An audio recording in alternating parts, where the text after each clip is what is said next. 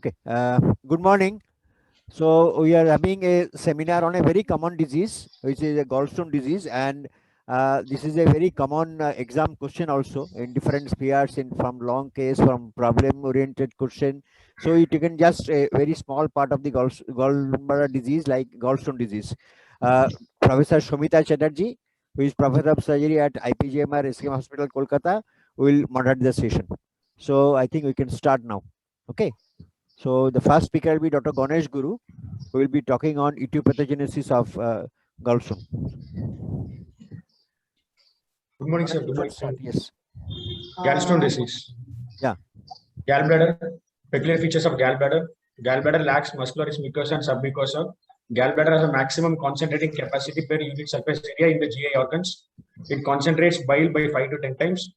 Gallbladder produces around 20 ml of mucin per day. Liver produces 40 ml per hour. The capacity of the gallbladder is 30 to 50 ml. Bile gets acidified in the gallbladder. Bile from the liver is little alkaline nature. It gets slightly acidified in the gallbladder. Gallstones. Gallstones are the most common biliary pathology, most common in east and northern parts of India due to the high diet. Around 10 to 20% of the cases in the surgical ward are either due to gallstones or gallstone-related complications. Types of gallstones: mixed stones, cholesterol stones, and pigment stones. Mixed stones are the most common stones, followed by cholesterol and pigment stones. Cholesterol stones consist of cholesterol, which is around 50 to 90%. Cholesterol stones are yellowish in color. When they are present as single stones, they are called cholesterol solitary. Pigment stones are of two: black pigment stones and brown pigment stones. Black pigment stones are present in the gallbladder and then switch into the CBD. Brown pigment stones are present in the CBD itself. Bile. Bile is watery in nature. It consists of 85 to 90% of water. Consists of 5 to 10% of cholesterol, bile acid, lecithin. Cholesterol is insoluble in water. Cholesterol becomes soluble in bile. Because of this, bile acid and lecithin, which leads to the formation of micelle formation. This micelle, together with the cholesterol and phospholipids, forms phospholipid vacuoles. This vacuoles makes the cholesterol soluble in bile. Cholesterol stones. Formation of cholesterol stones requires three important factors. They are cholesterol supersaturation, that is to the formation of lithogenic bile, stasis, hypomotility, and accelerated nucleation. The phospholipid, cholesterol, lecithin, everything should be in appropriate content in the vacuole for the cholesterol to remain soluble. If any of this gets altered, cholesterol becomes insoluble. Cholesterol supersaturation is caused by either increased cholesterol or reduced bile acids. Causes of increased cholesterol are increased cholesterol intake, obesity, and clofibrilate therapy. In clofibrilate therapy, the cholesterol gets secreted in the bile. Reduced bile acids are due to primary biliary cirrhosis, ileal resection or disease, in which the intrahepatic circulation gets affected. Bile acid sequestrants. Bile acid sequestrants are used to treat patients with pruritus, in which the bile combines with the bile acid sequestrants and gets excreted in the stools. Mutation in the CYP71 or MBR3 gene mutation. This mutation leads to a condition called progressive familial intrahepatic cholestasis, characterized by lecithin deficiency. In this condition, biliverdin in the blood is unable to enter the liver due to the absence of transport proteins. Hypomotility by stasis.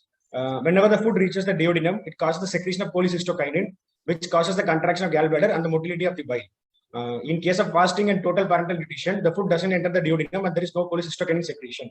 In case of massive burns, the amount of cholecystokinin secreted is very less. In pregnancy and OCP intake, there is a generalized diffuse muscular relaxation. So the contraction of the gallbladder is not sufficient and causes stasis of the bile. Octreotide intake. Octreotide is a somatostatin analog. Somatostatin is a universal switch off, so it causes the switching off of cholecystokinin secretion. This lithogenic bile, along with the hypomotility, in the presence of nidus like debris or infection, form a microaggregates of cholesterol deposits. This microdeposits of cholesterol crystals, microcrystals, in the presence of accelerated nucleation, leads to the formation of macrocrystals or cholesterol stones. Accelerated nucleation is due to increased pro-nucleating factors like mucin, non-mucin glycoproteins and infections, decreased anti-nucleating factors like apolipoproteins. Black pigment stones. Black pigment stones are the insoluble bilirubin pigment polymer with calcium carbonate and calcium phosphonate. Since they contain calcium carbonate, these stones are usually radio opaque and can be seen in the X-ray and CT. Black pigment stones are formed due to the excessive formation of bilirubin or the decreased conjugation of bilirubin. Excessive formation of bilirubin occurs in hemolytic disorders like sickle cell disease, hereditary spherocytosis, thalassemia, and mitral valves, artificial mitral valves. In this case, there is an increased breakdown of RBC, which leads to excessive load of bilirubin. Decreased conjugation of bilirubin occurs in the presence of liver cirrhosis, Gilbert syndrome, cystic fibrosis, and ileal disease. Brown pigment stones. Brown pigment stones consist of calcium bilirubinate, palmitate, and calcium stearate. These are the most common CBD stones. They are common in the developing countries of Asia and third world war countries. They are mainly due to worm infestation, presence of foreign body instance.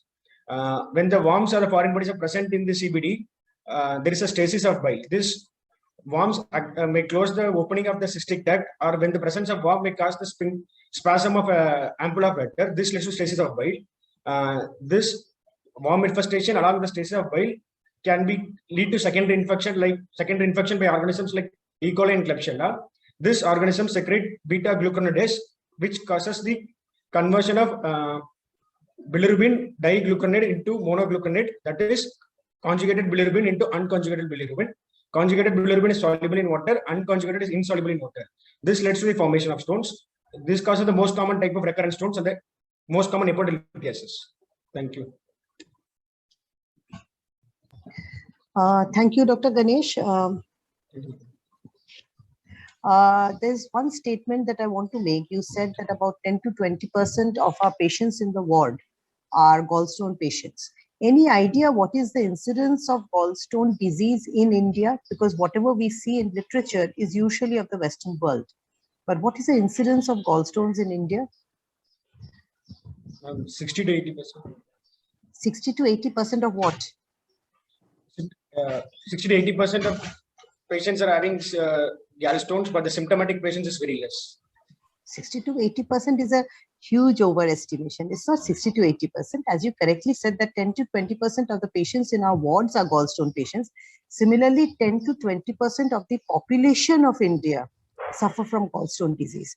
But given that we have nearly 1.3 billion population, that translates to over 250 million patients in the country. So you can understand the huge implication when you have a disease which so many people suffer from.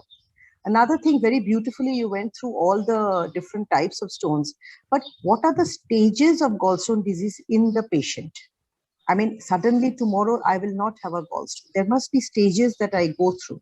So if you put it into broad headings, what will be the stages of gallstone disease?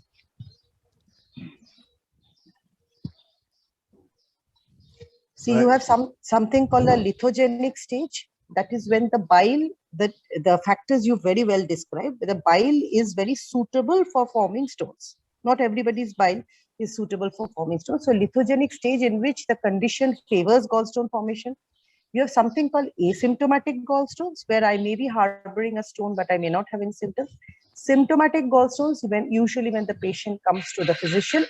And fourth will be complicated gallstones, when the patient was not aware that he had gallstones, but he has developed some complication, maybe jaundice following slippage of the stone into the CBD. And that is when the patient seeks physician's help. So you have 4 stages: lithogenic stage, asymptomatic stage, symptomatic stage, and complicated stage. Okay. Okay. Fine. Yeah. So again, you have not given us the hello. Yes, sir, you're audible, sir. Yeah. You have not given us the sequence of stone formation. You see, you have mentioned when you go for cholesterol stone formation, 3 factors are required. One is the lithogenic bile, second is hypomotility, and an infection. And how does the stone forms? You have lithogenic bile, and you mentioned that these cholesterol remain at micelle. More cholesterol remain in solution as vesicles. The micelle can join to each other and form vesicles. So it is said that more cholesterol remain in solution as vesicles than micelle. Next is, one, there is supersaturated bile. Because of stasis and bacterial infection, there is nucleation. The next stage from this is nucleation. That means a nucleus is maybe a nidus of the bacteria, or maybe a epithelial debris coming from the gallbladder mucosa. And around this, the cholesterol deposits, and that is the nucleation. And if this is continuing, around this nucleation, more and more cholesterol layers are deposited, forming microcrystals. And if this phase is continuing, this microcrystal aggregates to form the calculus. So these are the sequence of events how the stone forms. And you have mentioned the different causes of increased cholesterol. There are some situations. This lithogenic bile may be either because of increased cholesterol or decrease of bile salts and lecithin. Okay. So Yes. what about this brown pigment stone? This not only parasitic infestation. This can happen following even a secondary bacterial infection. In case of cholangitis, so bacterial infection can have a similar outcome. And how does the mixed stone forms? You said mixed stone is the highest, 80% is the mixed stone. How does the mixed stone forms? What is the Black pigment. mechanism of formation of mixed stones? Ganesh, Sir. yes, how cholesterol stone is lithogenic bile and cholesterol started depositing layer by layer. Yes, sir. The black pigment stone is because of hemolysis, bilirubin is getting Sir, converted to black calcium. pigment stones are either due to increased bilirubin. Okay, I'm This one talking about how does the mixed stone forms? mixed, Yes, mixed stones yes. combination It's a of both the events. combination of two, and how does it come up? This also occurs in a situation where you have a infection in the gallbladder and gallbladder is having hypermotility. So you have to have a lithogenic bile plus hypermotility and infection, where there is concentric layers of cholesterol and pigment stone pigments coming up layer by layer, leading to mixed stones. Okay. See, gallstone disease is now considered to be a metabolic disorder because whatever Sir just said, in background of all these metabolic derangements, a gallstone disease is formed. So it is now considered to be one of the metabolic disorders. Yeah. So Dr. shall we Maiti, move on to Dr. Maiti can comment. Dr. Maiti, Yeah. any comment? Honest, one comment I would like to make. We have collected the data very nicely, but during presentation, be very slow. If you be so speedy, it does not look good. So my request next time you be little slow and don't. It is not needed that you present everything on the subject.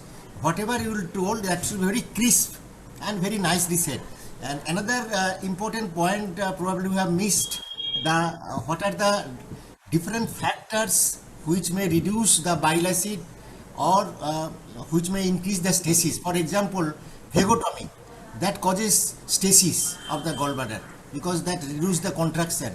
And another important thing I like to make that vomiting, if there is a recurrent vomiting, that can initiates the gallstone formation because you have to mention about the enterohepatic circulation. The bile salts are absorbed from the terminal part of the ileum. So if the terminal part of the ileum or distal part of the ileum is resected or if there is recurrent vomiting, so the chance of gallstone formation is more. I like to mention as a pediatric surgeon, I like to mention that we have seen several patients of the gallstone disease children where vomiting, recurrent vomiting, persistent recurrent vomiting was the etiology behind the formation of the gallstone. This thing I like to mention. Congratulations, Ganesh, Yeah. for your nice Then presentation. familial disease like Crohn's disease, but Yes. malabsorption syndrome. So these are the factors which reduces the bile acid pool. And you have this combination of bile acid pool, cholesterol, and lecithin. There is Another an optimal concentration. Another comment I like to mention, one important question I was asked in my examination by the examiner.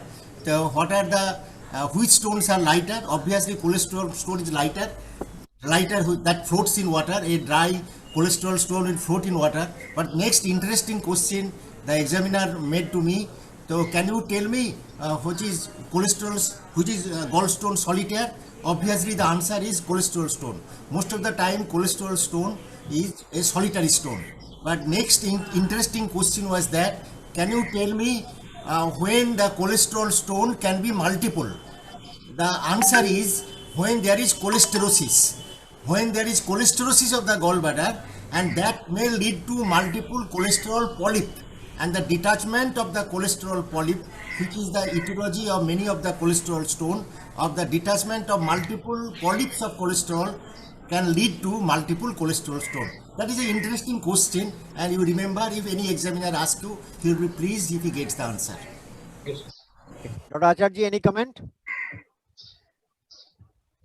Dr. Acharji, any comment for the? Yeah, I agree that this is gallstones are really a metabolic disorder, and when you translate into regular routine practice in life, you must include about from apart from other things, the diseases or the entities that may lead to cholestasis, like say hypothyroidism, like autonomic neuropathy, like past history of vagotomy that has been mentioned, and terminal ileal surgery. Yeah. So that is one thing that has been mentioned very, I think, very significant, and everybody should keep it in mind. Apart from Onaji, probably I have also over here whether he has mentioned about pregnancy or not. Yeah, yes. Sir, I have Yes, said yes. about pregnancy, Ah. ileal resection disease Yeah, yeah. already. Yes, Yes. he has said it. Yes. Okay. So we pass on to the next presentation. Once Thank the you. stone Thank you, forms, once the stone forms, stone may remain in the gallbladder, stone may migrate to the CBD, stone may go into the GIT, and there are some consequences following the stone formation. So Dr. RM Jyoti, who is secondary resident at MR Bangalore Hospital, will present the consequences and presentation of patient with gallstone disease. Dr. Jyoti, please.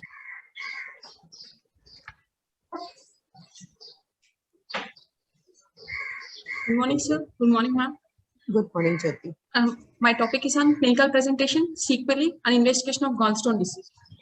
Clinical presentation. Majority of the gallstones are asymptomatic, around 85 to 90%. They are called silent gallstones. Sir. They became evident while investigating for other diseases or doing health checkups. Sir. The chance of becoming asymptomatic to symptomatic is 1 to 2% per year. To become symptomatic, gallstone must obstruct in visual structure. So, symptomatic gallstones may be due to either sequelae, either stones in the gallbladder, or stones in the bile duct, or stones in the intestine. The stones in the gallbladder is to biliary colic, cholecystitis, gangrene, perforation, mucosine, empyema, and rarely the carcinoma of Ziegler. In the stones in the gallbladder leads to biliary obstruction, cholangitis, and gallstone pancreatitis. And the rare case of in the gallstone ileus. Coming to biliary colic, whenever a patient takes a food, it enters the duodenum secretes the cholecystokinin, which causes the contraction of the gallbladder and the secretion of the bile. When there is a temporary obstruction of the stone at the cystic duct, leads to the increased intraluminal pressures in the gallbladder, leading to the colicky type of acute episode of right upper quadrant pain, which is colicky type, and which is extremely severe, typically lasts for minutes to hours, but not more than the 24 hours. And usually it starts at night and awake the patient, and it radiates to back. Released with analgesics and antispasmodics, and also associated with nausea. It usually not associated with any systemic signs of inflammation. Next, coming to acute cholecystitis. The acute cholecystitis is the two primary pathophysiological mechanism is unresolved cystic duct obstruction with the infection of stagnant pool of bile leads to the acute cholecystitis. The patient usually presents the pain, dyspeptic symptoms, and the fever. On examination, tenderness is present, guarding, rigidity, and Murphy sign. Murphy sign is when examiner tries to put a constant pressure on the costal tip of the costal margin. Patient exerts inspiratory arrest of respiration due to during inspiration, with the movement of the diaphragm and the liver, gallbladder touches the examining finger and increase the pain, leading to sudden inspiratory arrest of respiration. And according to Tokyo guidelines, great descriptions of acute cholecystitis severity.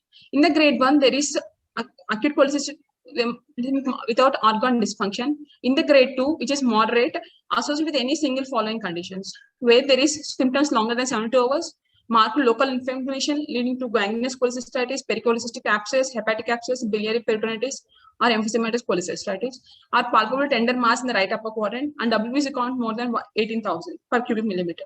In the grade 3, associated with organ dysfunction of any of the following. Regarding to cardiovascular, it is hypotension requiring vasopressors, neurological is decreased level of consciousness, and respiratory is PiO2 by FiO2 less than 300, renal oliguria and creatinine more than 2 mg per deciliter, hepatic PTNR more than 1.5, hematological platelets less than 1 lakh per cubic millimeter.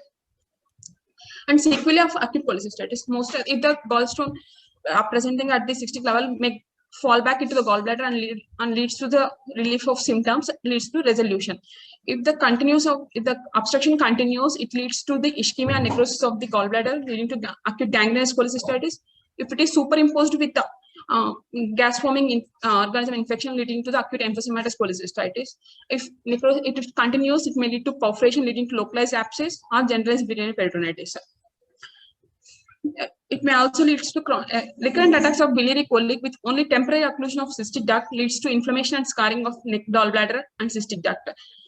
It presents with mild pain, nausea and vomiting, flatulence and intolerance to fatty food. Most of the non-specific symptoms. Coming to the mucosal of gallbladder, when stone gets uptake to the neck of gallbladder, no bile comes into the gallbladder. The water bile present in the gallbladder gets absorbed, and gallbladder has a capacity of secreting mucus, leading to the mucosal of gallbladder. A patient presents with the palpable mass in the gallbladder. Empyema of the gallbladder is due to sequelae of either acute cholecystitis or infected mucosal, and gallbladder filled with mucus. And most is a DD for differential diagnosis for acute cholecystitis. Coming to this, if the stones passes through the bile duct, leading to the choledocholithiasis, usually choledocholitis primary or secondary. If it is passing from the gallbladder to the by biliary tree, it is secondary type of choledocholithiasis. Symptoms may range from biliary colic to the obstructive jaundice, and if patient associated with the stasis, may lead to stagnant of bile, leading to infection, leading to the ascending cholangitis. Patient may present with a fever, upper quadrant pain, and jaundice called a Charcot's triad. If it is untreated, patient may enter into septic shock and leads to hypotension and altered mental status called a renal fainted. If a gallstone from the biliary tree passes to the duodenum, it passes to the ampulla. When there is a common channel for both common bile duct and pancreatic duct, it may lead to the temporary elevation of pancreatic ductal pressures, leads to secondary inflammation of pancreatic parenchyma. Usually, offending stone usually passes spontaneously, but may still cause the severe pancreatitis. Sometimes, rarely, gallstone ileus may occur. The largest stone in the dependent portion of the gallbladder that has fistulized into the adjacent duodenum passes directly into the intestine. The most common site is the distal ileum, the terminal center, few centimeters away from the ileocecal. Coming to the investigations of the based on the after taking proper history and examination, ultrasonography image is the initial imaging modality of choice, as it is accurate, inexpensive, and quick to perform, easily available, and no radiation exposure. As the gallbladder is superficially located and no intervening bowel gaps, you can assess the size, wall thickness, and pericholecystic fluid collection, any stones, any mass. And you can also assess the any intrahepatic and extrahepatic biliary system dilatation and the liver status also. And if any suspecting any pancreatic tumors, widening of this duodenal silope also can be assessed. This is a picture showing the gallbladder calculi with the wall thickening and pericholecystic fluid, and the posterior gallbladder stones showing the post-aortic shadow. Magnetic resonance cholangiopancreatography. It is a non-invasive, excellent imaging modality of biliary anatomy and pancreas. The images obtained demonstrate ductal obstruction, strictures, and other intraductal anomalies. The first picture is showing the normal anatomy of right and left hepatic ducts, common bile duct, gallbladder, and common bile duct and pancreatic duct. And left picture is showing that radiolucent up in the lowest CBT. Computed tomography. Most gallstones are radiographically isodense to bile, so many will be indistinguishable from bile. So, computed tomography is no more better investigation for gallstones better than sonography. But it provides superior anatomic information compared to ultrasonography. It is mostly used to identify the cause and level of obstruction and complications of gallstone diseases, like emphysematous gallstone, pericholecystic fluid collection. The picture showing the air in the wall of the gallbladder and the calculi. The second picture showing the non-contrast CT showing the calculus in the gallbladder. Coming to the endoscopic retrograde cholangiopancreatography, it is both diagnostic and therapeutic. Using injection of water-soluble contrast directly into the volume, bile duct provides excellent images of ductal anatomy and identify the cause of obstruction such as calculi and malignant stricture, and also identify the level of obstruction. It is both diagnostic and therapeutic. Therapeutic interventions such as stone removal or stent placement to relieve obstruction can be performed.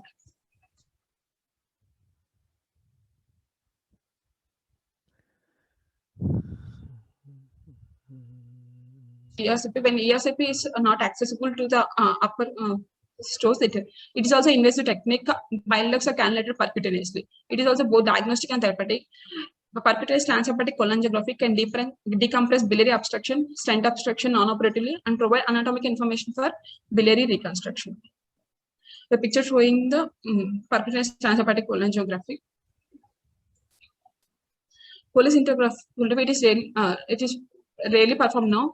We use technetium-99 labeled hepatic immunodiazolic acid, which selectively taken up by the reticular endothelial cells of the liver and get excreted in the bile, which allows a visualization of biliary tree and gallbladder. Usually, gallbladder is visualized in 30 minutes in 90% of patients, and bowel is visualized in 1 hour. Non-visualization of gallbladder after 2 hours usually suspect the acute cholecystitis, and it is also useful in assessing the calculus biliary pain, mostly due to defective emptying, leading to biliary dyskinesia. Cholecystography also useful in diagnosing bile leaks and hydrogelic biliary obstruction. The picture is showing the HIDA scan, both the intrahepatic biliary ducts, gallbladder, and the common bile duct. Plain radiography, as the most of the gallstones are only 10% of these stones are radio opaque. Plain radiography is less useful, but if patients have acute cholecystitis, to rule out other acute abdominal conditions like perforated duodenal ulcer, we can use the plain radiography. And complications of certain diseases, gas in the gallstones like Mercedes-Benz, the Seagull sign, gas in the gallbladder wall like emphysematous cholecystitis, and gas in the biliary tree after ERCP or anastomosis can be seen. The picture is showing the calcified gallbladder wall, usually in the porcelain gallbladder, which is rare condition. And the endoscopic ultrasonography, it is lessly used for choledocholitis. It's most used for staging of pancreatic and periampullary cancers. With good imaging pre-op modalities, intraoperative imaging techniques are lessly used. They are perioperative cholangiography. In this, after cholecystectomy, you inject a radio contrast material into the cystic duct or into the choledochotomy and assess the biliary anatomy or if any obstructions are there. In the same way, choledocoscopy or laparoscopic ultrasonography. Blood investigations, we used to do complete hemogram. In this, we can assess the infectious inflammatory condition like WBC count and liver function test to assess the bilirubin and alkaline phosphatase levels, albumin, and liver transaminases. And if any suspecting gallstone pancreatitis, you can assess the amylase lipase levels. Thank you.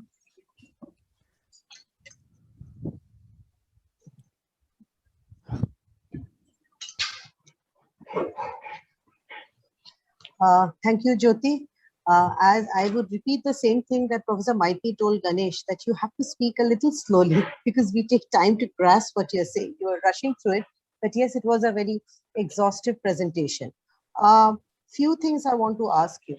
You said that the commonest clinical presentation is a pain in the right hypochondrium. Now, pardon? Right upper quadrant and epigastric. Right upper quadrant and epigastric, exactly. So whenever you have a patient with a right upper quadrant or epigastric pain, remember, don't get biased in favor of a gallstone. Very often the gallstone may be an incidental finding and the epigastric pain may be due to any other reason. Now, these are the patients who do not respond even after undergoing cholecystectomy. I mean, their symptoms do not resolve undergoing cholecystectomy. A very elaborate history about the pain is required under the circumstances where not just the position of the pain, relation of the pain with food, radiation of the pain, and all those the 8-9 topics that we talk about whenever we talk of pain has to be elaborated. Okay. Secondly, regarding MRCP, my point is, would you be doing an MRCP for all patients with gallstones? No, ma'am. If you are suspecting abnormal liver function test like raised alkaline phosphatase levels or bilirubin levels, our patient is having any history of jaundice, and if ESG is showing the dilatation of CBD dilatation more than 7 mm like that. Right, correct. So if there is an associated CBD present, as in USG, obviously you will do an MRCP. Otherwise, symptomatically, if there are features of jaundice or cholangitis, if there is a deranged LFT and USG shows a dilated CBD, just a dilated CBD may be enough. CBD stone is obvious indication, but a dilated CBD, as you said, over 8 millimeter, or if Mirizi is suspected. That is one more thing that you have to tell. So though there is a trend to ask every patient of GB stone to undergo an MRCP, you need not have an MRCP for all patients. It is better to be judicious when you advise the MRCP. Sir, would you like to ask anything else? Yeah, you said rightly that the prime investigation for gallstone disease is ultrasonography. But what is the limitation? When you talk It's of operator dependent, number one, what else? and if any distant What is bubble gas, Yes. So what is the limitation for ultrasonography is you can miss a distal CBD stone, and there is a chance of 20 to 30% chance that you are missing a CBD stone on ultrasonography. So that is one important limitation, particularly in obese patient. Particularly patient has got duodenal distension or gaseous abdomen. So the limitation of otherwise ultrasound is the investigation of choice in gallstone disease, and this course our CT scan. Next is you talked of CT scan. We don't ask for CT scan in a patient of gallstone disease unless there is a complication. Right. Okay, so CT scan is a better investigation than ultrasound to assess for patient particularly having acute cholecystitis. You can demonstrate even a gallbladder perforation with a localized abscess. You can even sometimes demonstrate that there is a loss of interface between the gallbladder wall and the gut. So they are the very important investigation when you are facing with a complications of gallstone disease. And you mentioned that I actually, this was a description earlier that in silent gallstones there is chance of developing symptoms 1 to 2% per year, and at the end of 20 years there is about 19%. In recent book I find the chance of developing symptoms is 3 to 5% per year, and at the end of 20 years there is a chance that 1/3 of patient will have symptoms. So there might be some change in the other studies subsequently that this is now being modified, that the chance of developing symptoms is more, and particularly the approach will be different in patients who are living in endemic area of gallbladder cancer. That will come in the management part. Okay, yes, Dr. Maiti. Yes, thank you, Neetu, for a beautiful presentation, and you have covered almost everything. But some points I like to mention in your slide where you have written the investigation reports, the WBC count instead of 18,000. Your printing mistake was that was very much looking bad. If you can identify that during your presentation, mention it is a type mistake. Otherwise, to the audience, it looks very bad. Okay. And when you are describing Charcot chart, never miss to mention the term intermittent or fluctuant jaundice. You have mentioned only jaundice, pain, and fever, but you have not added the term intermittent or fluctuant. Those are must. And important of ultrasound. When you are telling that ultrasound is very important and the most important investigation, not only for the diagnosis but also for the assessment. Ultrasonography is the investigation which helps the surgeon to guess an idea whether it will be a difficult cholecystectomy or not. That is very, very important for the judgment. And regarding the CT scan, you see there are definite indication for CT scan. Almost in those cases, the CT scan is must. Particularly when there is localized thickening of the gallbladder wall along with the cholelithiasis. If it is more than 3 millimeter or some say it is 4 millimeter, the CT scan is must to exclude the nature of that thickening as well as to exclude the presence of associated enlarged lymph nodes. And also CT scan is indicated in cases of porcelain gallbladder, where in some of the cases of porcelain gallbladder may be the malignant gallbladder. Okay, these are the comments I like to make. Thank you, Jyoti, for your beautiful presentation. Okay, Dr. Acharji. I only want to mention one or two things. That is when you suspect MEDISI, because if it is MEDISI, but for a tough task ahead. One thing is when you see an ultrasonography and the sonologist says that there is mild dilatation of the intrahepatic biliary radicals and the proximal bile duct, which is sonologists say bile duct for all part of the biliary tract, extrahepatic biliary tract. They do not differentiate between a common hepatic duct and a common bile duct. So proximal bile duct, if it is dilated, but the lower bile duct is narrow, then you suspect a CBD.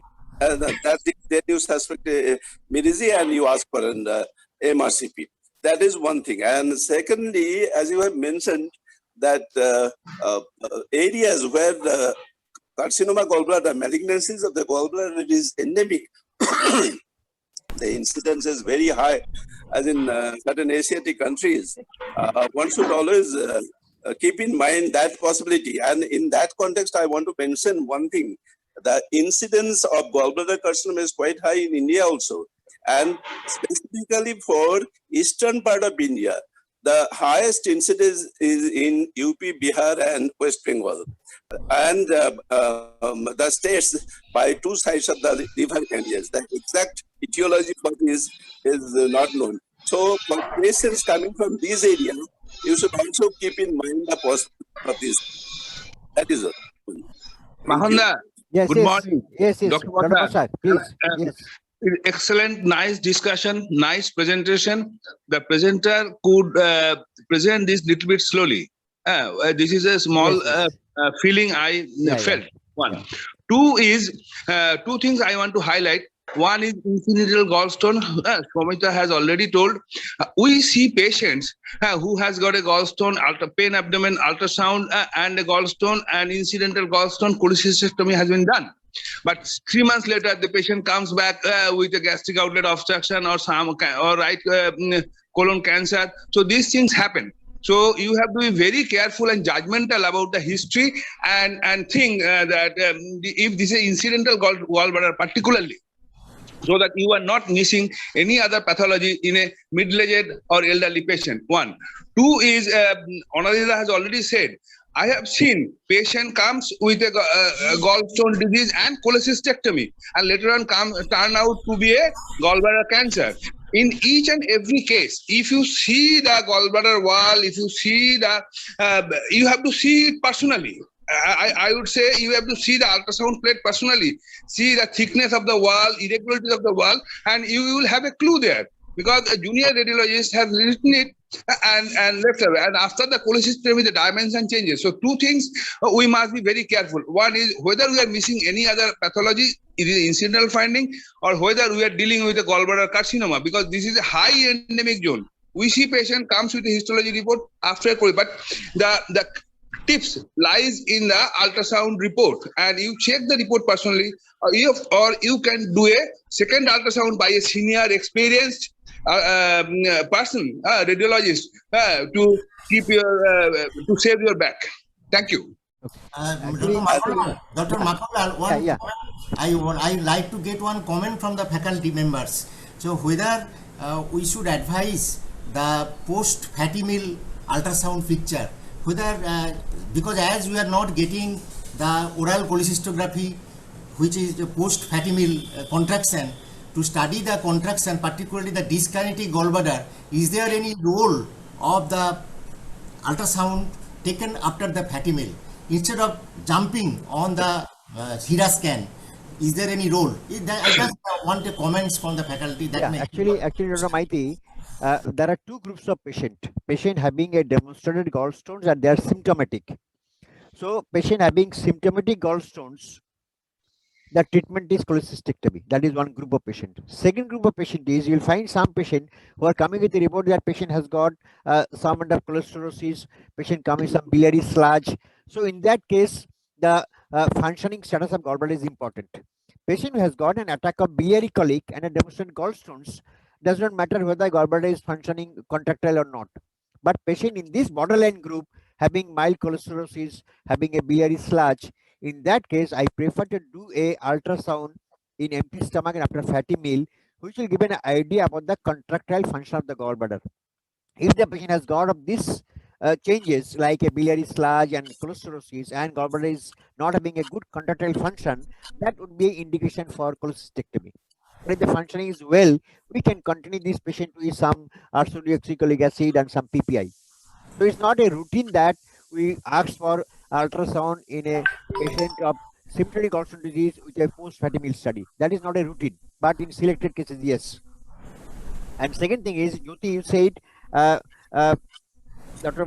Acharya rightly pointed out about Meniere's syndrome. One of the presentation of gallstone is Meniere's syndrome, where you have the patient presenting with jaundice, but patient does not have CBD stone. And that jaundice is because of excessive compression of the neck of the gallbladder on the bile duct. And there are different grades of Meniere's syndrome. So one presentation of gallstone is Meniere's syndrome. And about the HIDA scan you mentioned, HIDA scan till today, nowadays, HIDA scan for some specific purpose, like, in fact, we do it routinely in some patients when the patient is undergoing bilioenteric bypass. In bilioenteric bypass, the functional status of this bilioenteric bypass can be assessed by doing a HIDA scan, because you see the liver has taken the dye and then this being cleared to the GIT, or if there is retention in the liver not going to the GIT, it indicates there is a stomal stenosis. So there is a role for doing HIDA scanning in selected cases. It's not a routine now. Any other comment, Dr. Shumita? Any other comment? I think she has elaborated the whole list of investigations, but Yeah. we have to be judicious. We are not going to do all of them for all patients, Yes, right? yes, The yes. USG is going to be always the first management that you do. Follow it with an MRCP whenever required. If suspecting complications, do a CT scan. HIDA is a rare possibility. We don't do it very frequently now. So, even endoscopic ultrasound, that is not available in most centers. And the indications are very specific, as you correctly said, if you're suspecting a periampullary etiology or not. Okay.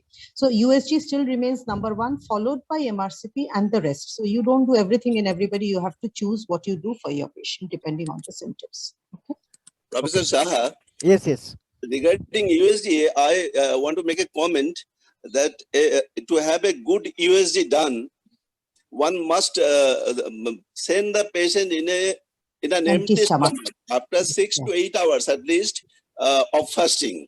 Otherwise, the sonologist cannot give a proper opinion about the walls and this thing. Unless the gallbladder is distended, well distended, and the lumen is seen and the stone is seen, the complex WES, wall, echo shadow. and signal complex can be commented about properly, and particularly about the world. Any irregularity in the world cannot be commented about unless the patient has gone after fasting of 6 to 8 hours. That is one thing. Secondly, there are, as everybody knows, that overlapping of symptoms of gallstone disease, other upper GI abnormalities. One has to be very careful about this thing. It must be sure that the patient, the symptoms with which the patient is coming is actually due to the gallstone disease. Otherwise, after cholecystectomy, the patient will tend to have the same sort of problem. And for that, before operation, before cholecystectomy, one should not make any stone unturned to see if the patient comes with say biliary stone disease, acute cholecystitis, biliary colic, or a biliary pancreatitis. There is no doubt about the disease. But when the patient comes with a lower chest, midline chest discomfort, the gallstone, it may or may not be due to the stone. So in those cases, maybe an upper GI and other endoscopic things and other investigations should be done to rule out this thing. In a study that one of my PGTs did in when I was in PG, we compared the alleviation of symptoms before and after cholecystectomy, and 30% of them came back with the same thing because we really assess the symptom properly. Yeah. Yes. Okay. So we pass on to the last part of the discussion, management of gallstone disease. So I hope it will be a comprehensive description of management, because not all patients of gallstone disease require cholecystectomy. So I'll ask Dr. Suman Pal, who is a second year junior resident at MR Bangalore Hospital, to present his part of management of gallstone disease. Suman, please.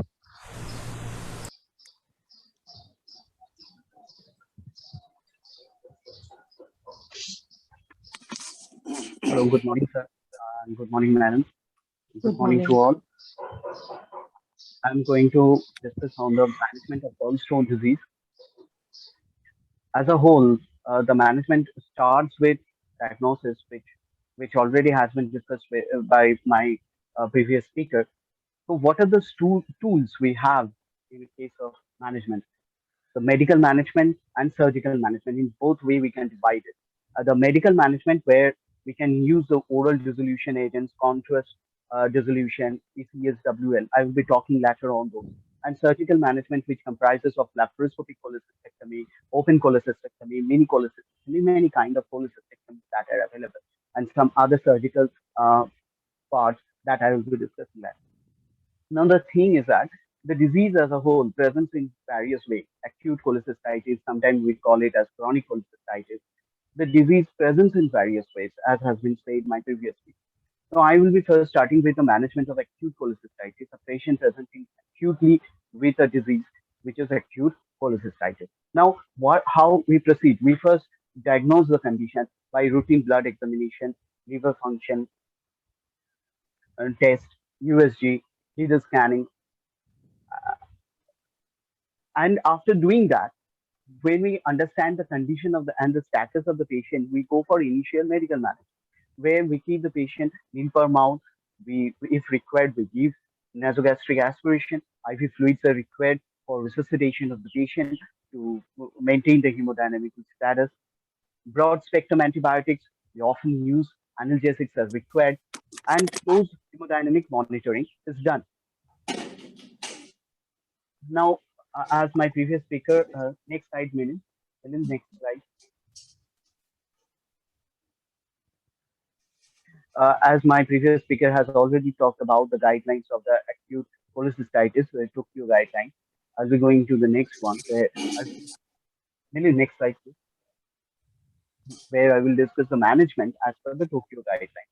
It has been said that grade 1 mild acute cholecystitis, whenever it is presenting in such a way, laparoscopic cholecystectomy soon after the onset of the disease, we can go for it, provided the patient is fit for surgery. If the patient is unfit of surgery, then we will go for conservative treatment, as I have discussed earlier. Now, next slide. The grade 2, the moderate type of acute cholecystitis. Here, we will go for laparoscopic cholecystectomy as soon the symptoms are seen to be started. And we should be keeping in mind, as it is a moderate condition, we can complications may develop while operating, so it is better to do in a advanced center. And to those people who are unfit for surgery, there also we again go for conservative treatment, and sometimes biliary drainage procedures are required in those conditions. Then we will follow all those cases where the patients are unfit for surgery. Now, next one. The severe type of acute cholecystitis, the grade 3, where basically we start with conservative treatment. The patient in a severe condition, the patient is maybe in a hemodynamically unstable situation. Some body organs, other end organs may have some features of organ damages. So in that case, we should go for conservative treatment, where we will first resuscitate patients with IV fluids or antibiotics wherever required. We will assess the degree of organ dysfunction. Accordingly, we'll support the patient, like vasopressors if required, we will be giving in these patients. After stabilization, early laparoscopic cholecystectomy can be done, where we have good technological supports is there. We have to take care that some predictive factors are there, which are termed as negative predictive factors, like neurological dysfunction, respiratory dysfunction if the patient is having, or coexisting jaundice is there. Then the laparoscopic cholecystectomy is high risk. In that case, we should be going for early biliary drainage or delayed or elective laparoscopic cholecystectomy after resuscitation of the patient. Next one. Now, as a whole, I have talked about only the acute cholecystectomy. As per Tokyo guidelines, how we can manage the patients. Now, what is what what is basically as per cholecystectomy is concerned? Cholecystectomy can be done in two ways: open cholecystectomy or laparoscopic cholecystectomy. Now, cholecystectomy, Bini cholecystectomy, where we use 5 centimeter incision in right upper quadrant, and some other form is subtotal cholecystectomy, which is indicated in cirrhotic patient, which can also be divided into three groups: type 1, type 2, type 3. Type 1 is uh, where we keep after excision, while excising the gallbladder, we keep 1 centimeter of neck and then overrun it with sutures.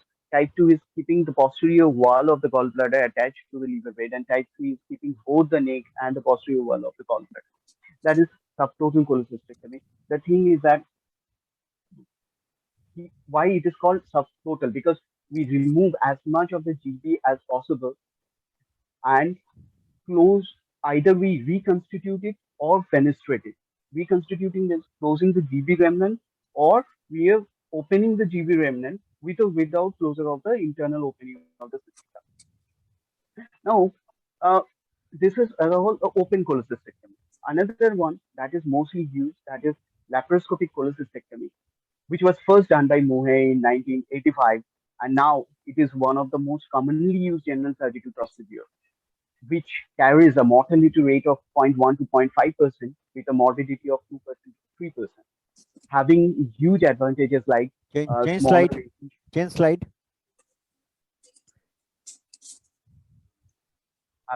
having advantages like smaller incision, less pain, shorter hospitalization, but it has some complications as a whole, like bile leak, bleeding, complications from anesthesia, hernia, injury to the bile duct, liver or intestines, numbness in the surgical area. Sometimes peritonitis may develop due to spread of the inflammation or infection in the abdomen, small scars from, and the most important thing is that, as I have said, this is a small incision, so it gives a small curse, and sometimes urinary tract infection may occur. But one point that needs mention, that is, there is a controversy there whether to perform operation in this laparoscopic cholecystectomy in acute setting or not. The surgery can be done safely in setting of acute inflammation, but studies have been done where it is shown that laparoscopic cholecystectomy for acute cholecystitis may carry longer operative time and higher conversion rate to in comparison to the open procedure than when it is performed or when it is done in elective setting. And so, and also it carries a chance of higher risk of CVD injuries. And another thing that needs mention, that laparoscopy is contraindicated where the patient is intolerant to GA, because GA is necessary, general anesthesia is necessary in this condition, and those people having end-stage liver disease with portal hypertension or coagulopathy, and severe chronic obstructive pulmonary disease or poor ability for the gas exchange in the lung, that also carries a relative contraindication for this procedure to carry out.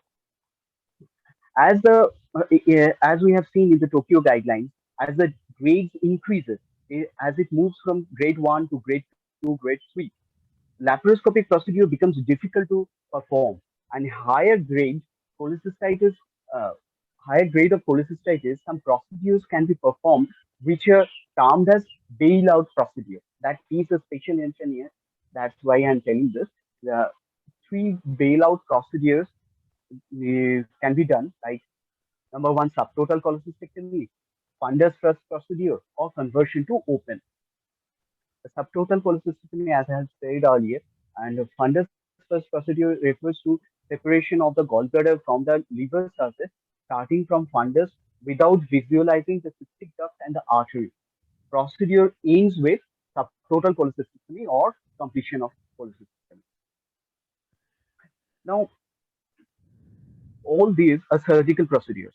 Now coming to the medical management per se, meaning medical management is that the gold standard always remains laparoscopic cholecystectomy. However, whenever required, we can take resort to medical management, where oral dissolution therapy is their function, gallbladder, low cholesterol stones. Then we can use CGCA or UGCA. It can be used. It has disadvantages like it is of long therapy is required and recurrence is high, that is more than 50%. And indicated in the patients where the surgery is contraindicated, then only we go for that. Next slide, please. Contact dissolution, that is methyl terbutyl ether, powerful organic solvent that is used in that cases, and it dissolves the cholesterol gallstones within hours. Catheter introduced into the gallbladder percutaneously under radiological control. Sometimes disadvantages, sometimes systemic toxicity, high recurrence can occur. Nowadays, it is not performed at all. Next slide. Lithotripsy. Percutaneous contact lithotripsy. Introduce a catheter. A catheter is introduced into the gallbladder percutaneously through the liver, and it is effective enough, but it damages the mucosa. So not practiced at all. ECSWL, stones are fragmented by targeted ultrasonography and effective in single stone. Needs maintenance therapy with oral bile salt. Treatment is costly and unreliable. Recurrence rate is high. That's why less commonly performed. Next. Management of complications.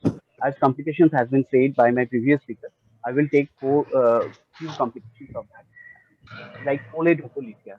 The choledocholithiasis where ERCP can be done. ERCP is very helpful, taking out the stones from the CVD itself. Or sometimes we can go for laparoscopic or open CVD exploration. Cholangitis. Patients sometimes present with cholangitis, and at that case, we have to go for resuscitation first. The IV fluids and antibiotics are required to manage the patients at first, and then relief of obstruction by endoscopic, percutaneous, or surgical required. Both surgically, laparoscopic cholecystectomy as well. Now, gallstones. In most cases, gallstones can traverse into the pancreatic duct and pancreatitis. The severe pancreatitis, early ERCP to remove the stone that may not have been passed and reduce the pancreatitis episode related to, in comparison to the morbidity that has been seen. So in severe pancreatitis, we can go for early ERCP. Laparoscopic cholecystectomy can be done to prevent future episodes. And lastly, the gallstone ileus, exploration and enterectomy to relieve the obstruction is the choice here. And that is mostly helpful to understand where the problem is and to perform the procedure accordingly.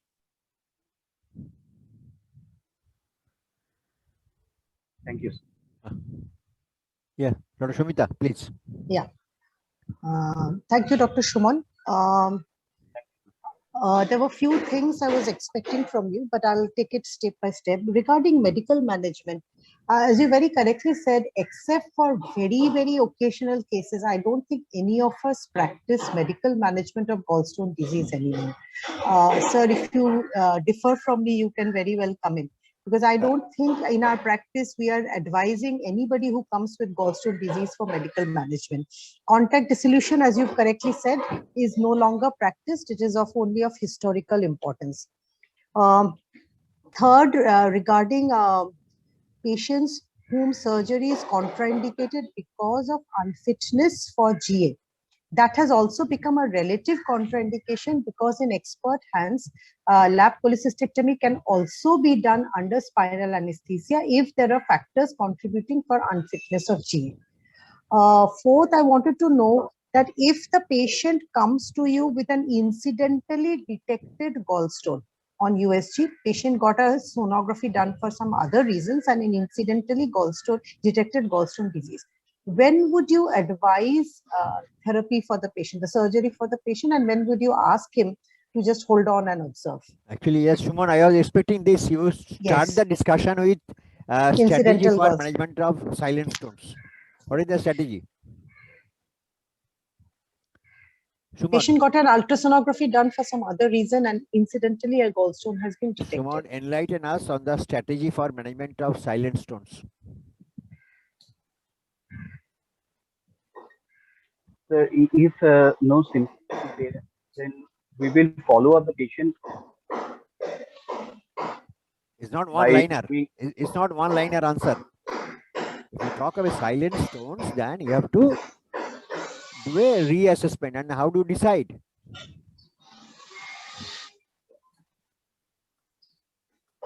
You don't know the answer? So further investigation has revealed no as other problems. As I Okay. said that there is chance of developing symptoms of earlier 1 to 2%. Now people are seeing 3 to 5%. But still, that is also not very high incidence of developing symptoms. So a routine cholecystectomy is not advisable for all patients having silent stones. But there are some high risk patients, like patient coming from endemic area of gallbladder cancer like northeastern India. Patient has family history of gallbladder cancer. Then patient is having Diabetic diabetes, which is earlier a prime indication, but people are now saying that well-controlled diabetes has same outcome. You need not be rushing for diabetic patient even. So patient is a young patient, and patient has got multiple stones. Patient having a gallstone which is more than 3 centimeter in diameter, and patient is in an area, or he is going to some other place where there is lack of medical facilities, that he has a complication, he may not come up for medical facilities. So these are the relative indication. Patient who are immunosuppressed, patient who are on steroid therapy, patient who is a prospective renal transplant recipient. So these are the patient where one should consider doing a Elective gallstone. elective cholecystectomy. In fact, most of the time you get referral from nephrology department that this patient is for renal transplant, and we find a gallstone, because nobody will operate in patient having a gallstone for renal transplant, because there is an infective focus which might lead to a transplant infection. So they are the situations you should consider for doing this. Suman, you have not given us an idea about how to manage biliary colic. And biliary colic is a pain so severe, patient has impending sense of death. So what is the treatment for biliary colic? Acute biliary colic. Shuman? Sir, I will put the patient on NTM and giving analgesic with nasogastric aspiration if required, and antibiotic coverage. No. Biliary colic is not biliary colic is not. coverage. Don't confuse the acute cholecystitis. Biliary colic is a pain which will suddenly disappear in about 3-4 hours time. But if the patient is not getting relieved and then come to you, this patient does not require antibiotics. These patients simply require an analgesic with an antispasmodic drug. Okay, so that is the only requirement in a patient like this, and you can choose a analgesic like NSAID, or you can choose an analgesic like a pethidine, where you don't use morphine, because morphine causes spasm of the sphincter of body. Sphincter of body. Okay, so you need a good analgesic for relief of biliary colic. And then Shuman, you said what you said is you said the talk of lithotripsy. You see, in 1980s, in Calcutta, all the newspaper has an advertisement saying that new treatment has come for gallstone disease, lithotripsy, and that was in one of the corporate hospitals. They started doing it, but subsequently it has been proved that lithotripsy is not an ideal operation intervention for gallstone disease, because here the basic pathology is in the gallbladder itself. Unlike in kidney you disintegrate a stone and you flush it off by giving a diuretic, the problem is over, and you take care of preventing stones. But here the gallbladder is at fault, gallbladder mucosa is at fault, gallbladder is not functioning, is not contracting. So lithotripsy is not good. But at the moment, there is a only very few indication for lithotripsy, like patient having a situation of cholecystectomy done, and there is a retained stone in the bile duct, which is single stone, where you can consider doing a ECSWL in such situation, because already gallbladder is out. Otherwise, ECSWL has no role in patient of managing the gallstone disease. But sir, can I come in, sir? Yeah, yeah. Sir, with the advent of expertise in ERCP, even that has become a contraindication. If there's a retained stone, I think the first step of treatment would be an ERCP rather than an ECSWL. Only if an ERCP has failed, that is when an ECSW may be considered as an option. Yeah, agreed. Okay. Okay, Dr. Maiti, any other comment? Suman, thank you for your good presentation. One comment I like to make in the preparation of the slides. So you have mentioned the complication of laparoscopic cholecystectomy. So in that heading, you have also included the complication which is also common in open cholecystectomy. So when you are writing, giving the title of complication of lap chole, you should specifically mention the complication relation to particular procedure, which should not be combined with that in the open procedure. And in your slides, you have also mentioned a complication of lap chole or cholecystectomy is the peritonitis, and in the bracket you have written inflammation and infection of the abdomen. These things in a presentation of a doctor, of a surgeon, should not come. The peritonitis is a term which is known to all medical graduates. So you should not put in brackets the inflammation and infection of the abdomen, and that is for the layman's, not for the medical person. And one thing in your presentation, you have mentioned so many things about the non-cholecystectomy treatment, and you have mentioned about the drainage, and you have mentioned about the ESWL, but you have not mentioned about cholecystostomy. That is a procedure which is a very old procedure, but that procedure should not be forgotten. That should be a important procedure which can be followed in case of empyema gallbladder with multiple morbidities, particularly the elderly patient. You can do that procedure even under local anesthesia. You can drain the gallbladder, you can scoop out the stone from the gallbladder, and you can put a drainage from the gallbladder lumen. And even in the elderly patient, the subsequent cholecystectomy may be needed, may not be needed. Cholecystectomy may not be needed in those patients. Cholecystostomy itself may be the final treatment. Okay, these are the comments I like to make. Yeah, in fact, Suman has mentioned in management of acute cholecystitis in the severe grade, he said gallbladder drainage, and that drainage is what the term cholecystostomy should be mentioned. Yeah, yeah. That is a wanted term, cholecystostomy. That is and that can be performed the local anesthesia. Yeah, yeah. And radiological guidance. Yes. Okay, Dr. Acharji, last comment. Regarding laser lithotripsy. Lithotripsy, as you have mentioned, some medical gastroenterologists have tried laser lithotripsy in gallbladder stone disease, but it's who is recommended nowadays.